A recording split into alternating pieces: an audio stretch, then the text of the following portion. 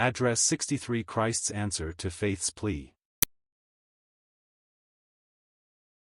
Then he took unto him the 12, and said unto them, Behold, we go up to Jerusalem, and all things that are written by the prophets concerning the Son of Man shall be accomplished. For he shall be delivered unto the Gentiles, and shall be mocked, and spitefully entreated, and spitted on, and they shall scourge him, and put him to death, and the third day he shall rise again. And they understood none of these things, and this saying was hid from them, neither knew they the things which were spoken. And it came to pass, that as he was come nigh unto Jericho, a certain blind man sat by the wayside begging, and hearing the multitude pass by, he asked what it meant. And they told him, that Jesus of Nazareth passeth by. And he cried, saying, Jesus, thou Son of David, have mercy on me. And they which went before rebuked him, that he should hold his peace, but he cried so much the more, Thou Son of David, have mercy on me. And Jesus stood, and commanded him to be brought unto him, and when he was come near, he asked him, saying, What wilt thou that I shall do unto thee? And he said, Lord, that I may receive my sight. And Jesus said unto him, Receive thy sight, thy faith hath saved thee. And immediately he received his sight, and followed him, glorifying God, and all the people, when they saw it, gave praise unto God. Luke 18 verses 31 to 43. This portion divides into two parts, verses 31 to 34 stand together, and verses 35 to 43 go together. In the first section we read that Jesus and the disciples turned their faces toward Jerusalem. This was for the last time. Our Savior had visited Jerusalem on other occasions, though after leaving Nazareth he made his earthly home in Capernaum of Galilee, but now he was going to Jerusalem in order to fulfill the purpose for which he came from the Father's glory into this poor world. He was going to Jerusalem to lay down his life as a sacrifice for sin. He understood perfectly what would happen.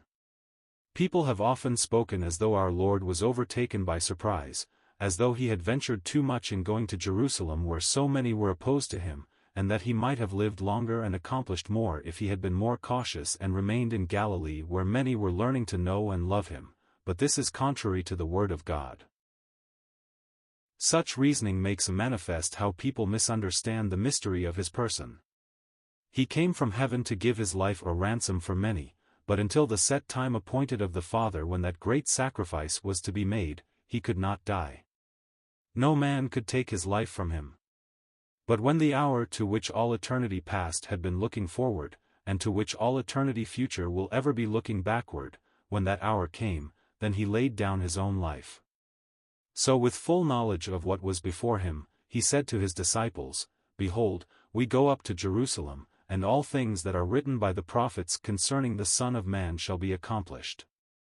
Notice that everything that had been declared of him before by inspired men was now about to be fulfilled. All Scripture is God-breathed. There is no word in it that is void of power. And so our Lord told his disciples that everything the prophets had written was about to be fulfilled, that is, everything in connection with his first coming. The Son of Man was going to Jerusalem that he might die for the sin of the world. Every prophecy that had reference to his first coming was fulfilled literally while he was here on earth, or when he hung upon the cross. Because of that we may be very sure that every scripture that has to do with his second coming, that glorious advent which many feel is to take place very soon, will be fulfilled just as definitely. Patrick Henry said to the Assembly of Virginia, I have no way of judging the future but by the past. So we too have no way of judging the future but by the past. Judging by the past we see that everything that had to do with the first advent was literally fulfilled, therefore, everything that has been predicted concerning the second advent will be fulfilled in the same way. Many attempt to spiritualize the prophecies and try to apply promises to the Church of God that refer primarily to Israel and to the land of Palestine. All will be fulfilled as written, for so it has been throughout the past centuries. The Lord Jesus told his disciples that he would be delivered unto the Gentiles, and he was, that he would be mocked, and he was, that he would be spitefully entreated, and he was, that he would be spat upon, and, yes, he was. The Holy Son of God, they spat in his lovely face, and they mistreated him in every way that the satanic influence could suggest, yet he gave his life as a ransom for their sins. He saw it all as though it had already been accomplished, but he went on unflinchingly to accomplish the work of redemption. He looked beyond the cross and told his disciples that on the third day he would rise again. One would suppose that those listening to him as he spoke these words would have understood exactly what he was talking about, but the disciples were expecting him to go down to Jerusalem and declare himself the promised king, overthrowing at once the Roman power, and restoring Israel to the first and preeminent place among the nations of the earth. They were so obsessed with these ideas that they could not understand even the plainest words concerning his rejection, his crucifixion, and his coming resurrection. We read that they understood none of these things, and this saying was hid from them, neither knew they the things which were spoken. It is significant enough that after these words were fulfilled concerning his rejection and death, his enemies remembered what his disciples had forgotten, for we read that they came to Pilate and said, "We remember that that deceiver said, while he was yet alive, after 3 days I will rise again. Command therefore that the sepulchre be made sure until the third day, lest his disciples come by night, and steal him away, and say unto the people, He is risen from the dead." And Pilate said, "Ye have a watch, go your way, and make it as sure as ye can." And so they went and made it as sure as they could, but they could not overthrow the purpose of God. When the third day dawned, Jesus rose in triumph from the grave. But his disciples had not understood, their minds were blinded. They were so occupied with the idea of his setting up immediately his kingdom and with the restoration of Israel, that they could not comprehend what his words really meant. In the second section we have the story of blind Bartimaeus. In it we see the wonderful way in which God responds to faith. Without faith it is impossible to please him, for he that cometh to God must believe that he is, and that he is a rewarder of them that diligently seek him. Heb. 11:6. Here we have a beautiful picture, historically exact, but a lovely picture nevertheless, of the reward of faith. On his way to Jerusalem, going down through Perea, on the eastern side of the Jordan, our Lord made his way across the ford, into the land of Judea. As he was drawing near to the city of Jericho, not the Jericho of Joshua's day, that was destroyed, but another Jericho that had grown up near the site of that ancient city, we are told, a certain blind man sat by the wayside begging. Matthew's Gospel tells us there were 2 blind men, and that Jesus healed them both. Those who like to find fault with the Bible and try to discredit the truth of its inspiration, point to these 2 different accounts and say, can both be inspired? One writer says there are 2 blind men, and another says there is only one. But notice that Luke does not say there was only one, he does not say there was no other. Matthew went farther than Luke and said there were 2, and he was correct. But Luke fastens our attention on the one man who had the greater faith. There may have been a measure of faith in the other man, but that of Bartimaeus was outstanding. There is no contradiction here, it is simply that Matthew gives added information which the Holy Spirit was pleased to withhold when Luke wrote his account. Every incident in the 4 Gospels where there seem at times to be discrepancies could be easily explained if only we knew more of the facts. God's word is perfect, it is our understanding that is limited. Here we are told, and it came to pass, that as he was come nigh unto Jericho, a certain blind man sat by the wayside begging, and hearing the multitude pass by, he asked what it meant. What a picture of hopelessness and distress! I suppose this man had been without sight for many years, and there was no one to care for him, and so he earned a precarious living by begging, sitting day by day on the side of the highway leading to Jericho, in order to receive gifts from the passing multitude. Those who have visited Palestine, as some of us have, find it easy to visualize that sight. One will see the same thing today. There are sick people, those who are blind and maimed, sitting along the highway, crying, "Baksheesh! Baksheesh!" It seemed to me we heard that word more than any other all the time we were in Palestine. It means, a gift. A gift. Sometimes there will be 30 or 40 crying, backsheesh. One's heart aches as he gazes upon them and realizes how miserable and wretched many of them are. So there was this blind man, Bartimaeus. And hearing the multitude pass by, he asked what it meant. And they told him, that Jesus of Nazareth passeth by. Oh, what a message that was!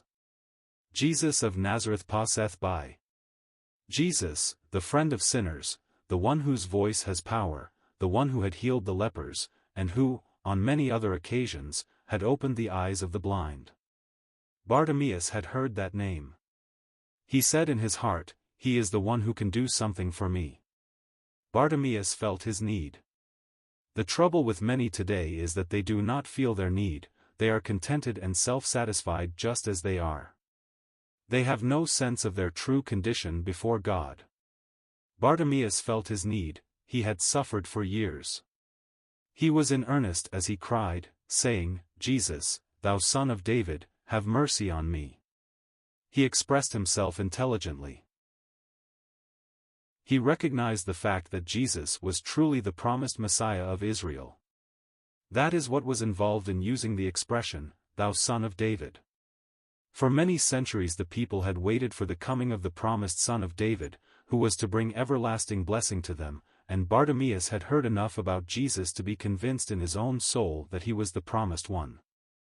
That is real faith based on the word of God. And they which went before rebuked him, that he should hold his peace, but he cried so much the more, "Thou Son of David, have mercy on me." The more they tried to quiet him, the more he cried, "Thou Son of David, have mercy on me." There are some people who think it is a terrible thing when folk become a little effervescent about religion. They do not like emotion in religion, but they get excited about everything else.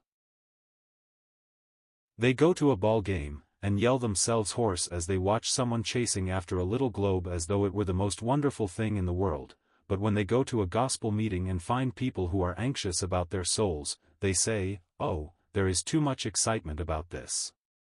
If one is out of Christ and he becomes excited about his soul, it is something worth getting excited about. Many are like the sluggard in the book of Proverbs, 6:10, who cried, "Yet a little sleep, a little slumber, a little folding of the hands to sleep. A little more sleep and many will awake in hell to sleep no more." It is time to waken and become excited, as this man Bartimaeus was. You have a soul to be saved, you have a soul to be lost if it is not saved, and you should be in earnest about your salvation. Bartimaeus would not be put to one side, he must reach Jesus, and so he continued crying. And no one ever cried to him in vain, "Whosoever shall call upon the name of the Lord shall be saved." Romans 10 verse 13. You lift up your heart to him, you cry out, "Jesus, thou Son of David, have mercy on me," and he will hear.